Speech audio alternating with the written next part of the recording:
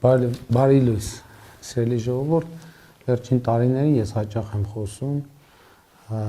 հավասարակշռված եւ հավասարակշռման կամ բալանսավորված եւ բալանսավորման արտաքին քաղաքականության մասին եւ նաեւ տարբեր առիթներով փորձում եմ նկարագրել, թե ինչպես է աշխատում հավասարակշռված եւ հավասարակշռման արտաքին քաղաքականությունը եւ նաեւ այսօր ուզում եմ ավելի տեսաների ցույց տամ այն ինչ ելույթներում տեսական ձևով ներկայացնում եմ ընդհանրապես պետությունը միջազգային հարաբերությունների սուբյեկտ որպես գոյություն ունի, այսինքն պետություն ինքնին նշանակում է միջազգային հարաբերությունների սուբյեկտ եւ ինքը գոյություն ունի այլ պետությունների հետ հարաբերություններում եւ հարաբերությունների ձգողականությունը եւ ձգողականության հավասարակշռումը շատ կարեւոր է, դա ես համեմատում եմ տիեզերական process-ների հետ, երբ որ մոլորակները եւ երկնային մարմինները որոշակի գravitացիոն հարաբերությունների հենքի վրա են գոյություն ունենում եւ գործում, եւ երբ որ գravitացիոն հարաբերությունները խախտվում են եւ հավասարակշռությունը խախտվում է, տեղի են ունենում աղետներ եւ ահա այս սարքը ես խնդրել եմ, որ պատրաստեն մեր հարգելի ինժեներները եւ շնորհակալ եմ, որ պատրաստել ենք եւ ահա պետությունը, Հայաստանի Հանրապետությունը իմ պատկերացմամբ գոյություն ունի այս հարթության մեջ, որը այլ պետությունների հետ հարաբերությունների հարթությունն է։ Եվ ես ուզում եմ ցույց տալ, թե ինչ է տեղի ունենում, երբ որևէ դեպքում այդ հավասարակշռությունը խախտվում է, այսինքն անհամաչափ մեծ հարաբերություններ տեղի ունենում։ Այդ հավասարակշռությունը խախտվում է եւ պետությունը դուրս է ընկնում իր զարգացման բնականոն տրամաբանությունից կամ այլևս չի ունենում այն հարթությունը, որը հնարավորություն կտա իրեն բնականոն ձևով զարգանալ։ Եվ երբ որ մենք ունենք նման վիճակ, քաղաքական խնդիրը եւ պետության եւ կառավարության եւ առաջնորդության խնդիրը, այդ հավասարակշռությունը որոշակիորեն հավասարակշռման խախտումը որոշակիորեն վերականգնելն է, մասնավորապես տարբեր հարաբերությունները մեկը մյուսով հավասարակշռելու, որը հնարավորություն կտա մեզ նաեւ լինել զարգացման բնականոն հունի եւ բնական հարթության մեջ եւ ուզում եմ ընդգծել, որ այս ինչի մասին խոսում ենք, մենք ասում ենք հավասարակշռված եւ հավասարակշռման արտաքին քաղաքականություն, դա վերաբերվում է արտաքին բոլոր հարաբերություններին, արտաքին տնտեսական հարաբերություններին, արտաքին անվտանգային հարաբերություններին եւ սովորաբար արտաքին քաղաքականության մեջ այլ երկրների հետ հարաբերությունները իրենք ունեն շատ կոնկրետ գործնական նշանակություն։ Հավասարակշռել այն տեղերի հետ հարաբերությունները, որտեղ հավասարակշռությունը խախտված է։ Բայց ես ուզում եմ մի ուրիշ երևույթ էլ ցույց տամ, որը շատ կարևոր է, որտեղ մենք տեսանք, թե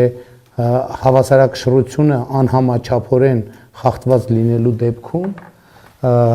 երբ որ հարաբերություններից որևէ մեկի նժարը շատ էականորեն ծանրանում է, ինչ է տեղի ունենում։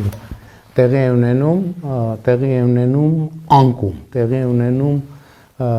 վթար, բայց նաև հակառակն է շատ կարևոր, որովհետև եկեք պատկերացնենք, թե այդ հավասարակշռության վիճակից հետ հավասարակշռում է տեղի ունենում նույն տրամաբանությամբ անհամաչափորեն։ Նույնը տեղի է ունենում այդ պարագայում եւս եւ հետեւաբար հավասարակշռված եւ հավասարակշռման արտաքին քաղաքականությունը չի նշանակում որևէ բան անել կտրուկ եւ առանց բանաձևումների եւ հետեւաբար եւ հավասարակշռության հաստատումը եւ հավասարակշռության վերականգնումը եւ նոր հավասարակշռության ձևավորումը պետք է տեղի ունենա հնարավորինս սահուն, որպեսզի դրանք լինեն կառավարելի եւ այլ տիպի հակավթարներ տեղի չունենան։ Դա այն է, ինչ մենք փորձում ենք անել եւ ինչպես օրինակ 2026 թվականի մայիսի 28-ի զորահանդեսին մենք ցույց տվինք այն ինչ դուք տեսաք դա ռազմատեխնիկական համագործակցության հավասարակշռման շատ նուրբ եւ զգուշ հավասարակշռման արդյունք էր եւ ընդ որում մենք ցույց տվեցինք շուրջ 7 երկրների արտադրության ռազմական տեխնիկա, բայց նաեւ մենք ցույց տվեցինք Հայաստանի արտադրության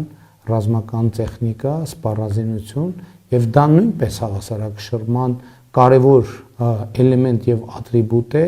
ընդ որում այդ թվում արտաքին քաղաքականության հավասարակշռման կարևոր ատրիբուտ, որովհետեւ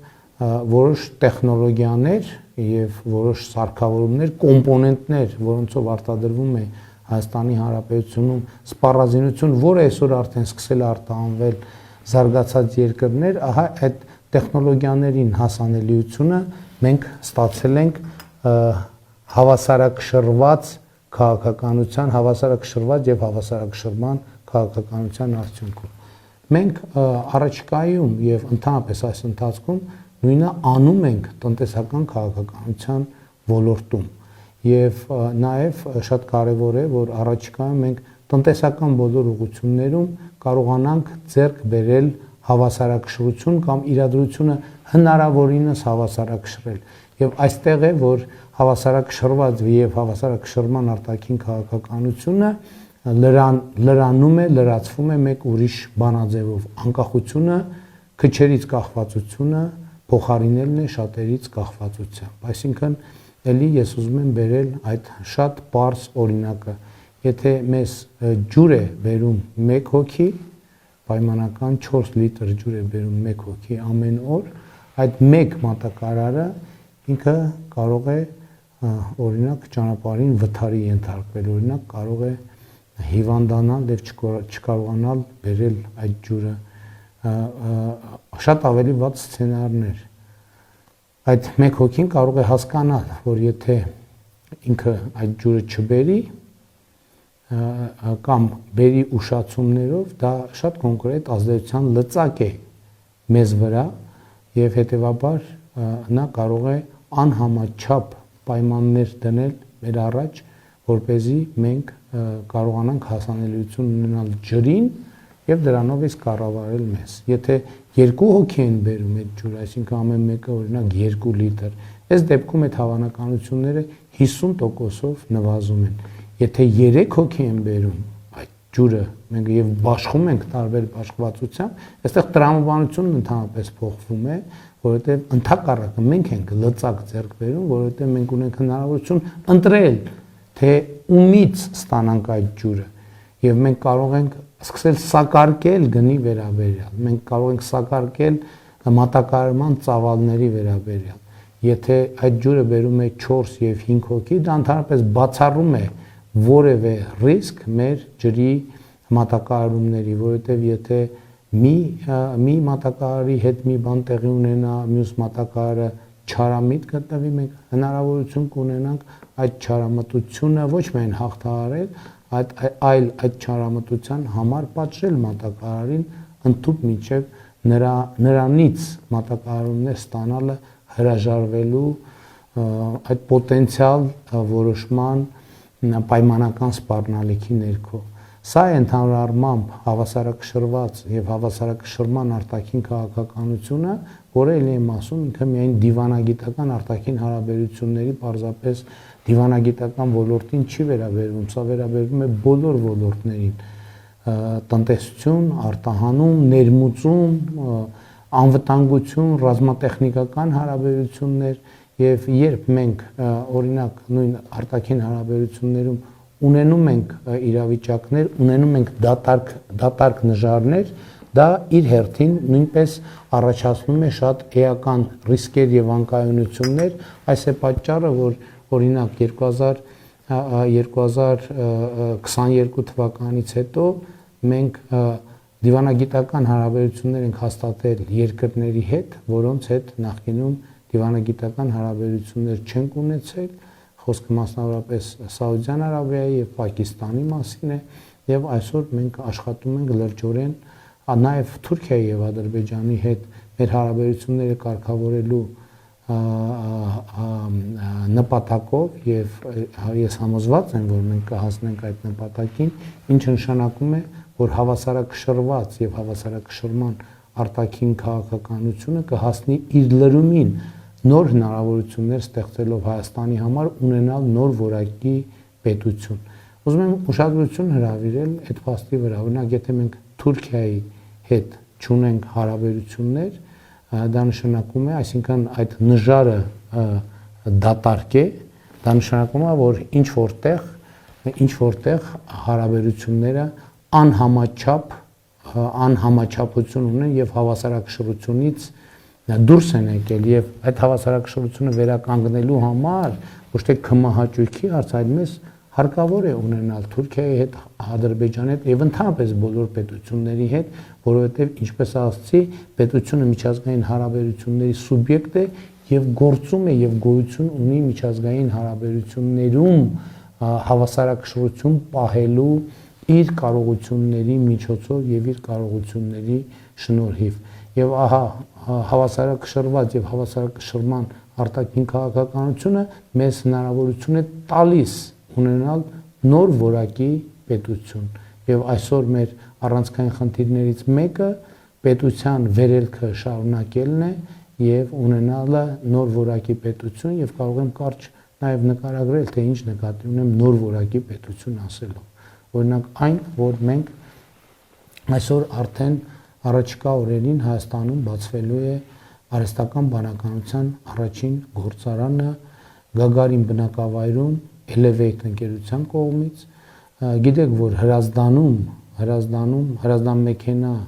գործարանի տարածքում Firebird ընկերությունը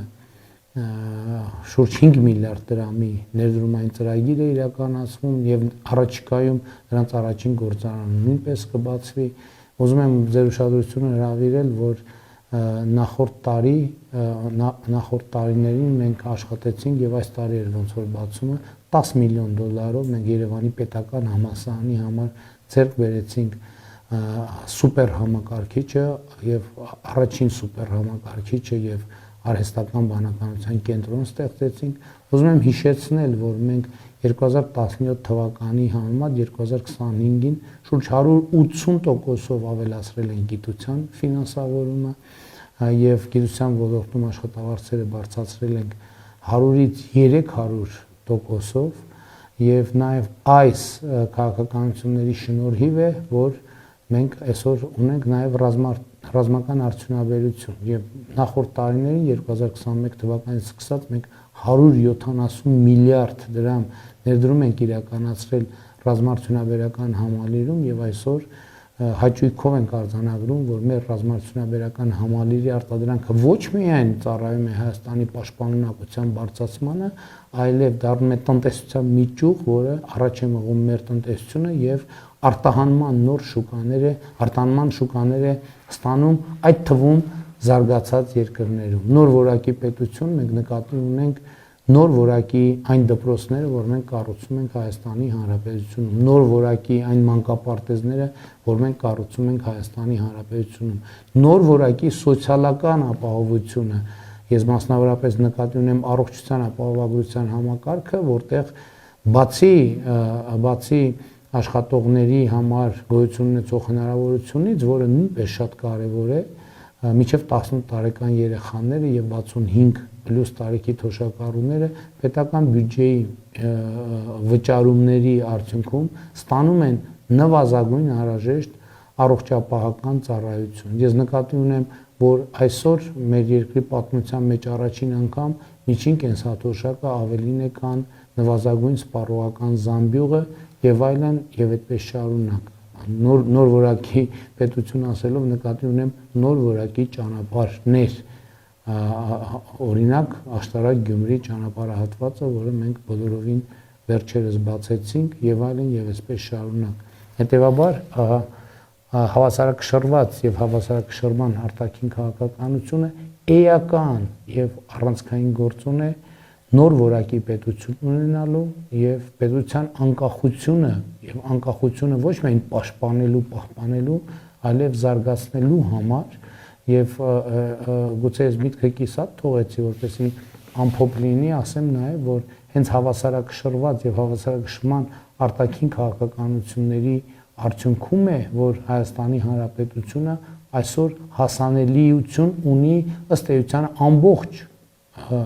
միջազգային շուկային սպառազինությունների եւ նաեւ տեխնոլոգիաներին, որոնք այսօր բացառիկ նշանակություն ունեն տարբեր երկրների համար։ Օրինակ, այն տեխնոլոգիաները, որոնց արտահանման համար մենք լիցենզիաներ ենք ստանում կամ ներդրողները Միացյալ Նահանգներից, Հայաստանում այդ տեխնոլոգիաները ներդրելու համար շատ երկրներ այդ հնարավորությունը պարզապես չունեն։ Եվ այստեղ իհարկե էական նշանակություն է ունեցել այն, որ մենք Միացյալ Նահանգների հետ ռազմավարական գործընկերություն ենք հաստատել եւ այդ ռազմավարական գործընկերությունը տվել է իր պտուղները, ուզում եմ հիշեցնել նաեւ, որ 2025 թվականի օգոստոսի 8-ին Սպիտակ տանը նախագահ Թրամփի հետ մենք ստորագրեցինք նաեւ արհեստական բանականության եւ տեխնոլոգիաների ոլորտում համագործակցության մտադրության հուշագիրը եւ այդ մտադրության հուշագիրը այսօր գետնի վրա կոնկրետ տվել է արդյունքներ։ Մենք ռազմավարական գործընկերություն ենք հաստատել Չինաստանի հետ, մենք ռազմավարական երկխոսություն ենք հաստատել Ֆրանսիայի հետ, Մեծ Բրիտանիայի հետ, Նիդերլանդների հետ եւ ելի մի շարք գործընկեր պետությունների հետ եւ այդ ամենի նպատակը մեր երկրի անկախության մակարդակը, ինքնիշխանության մակարդակը բարձրացնելն է եւ պաշտպանելն է, միևնույն ժամանակ մենք էականորեն զարգացնում ենք եւ կարեւորում ենք Ռուսաստանի Դաշնության հետ մեր հարաբերությունները եւ նաեւ ես բազմիցս եմ ասել, որ մեր հարաբերությունները Ռուսաստանի հետ գտնվում են տրանսֆորմացիայի փուլում։ Տրանսֆորմացիայի փուլը ես համարում եմ պոզիտիվ, որովհետեւ այո,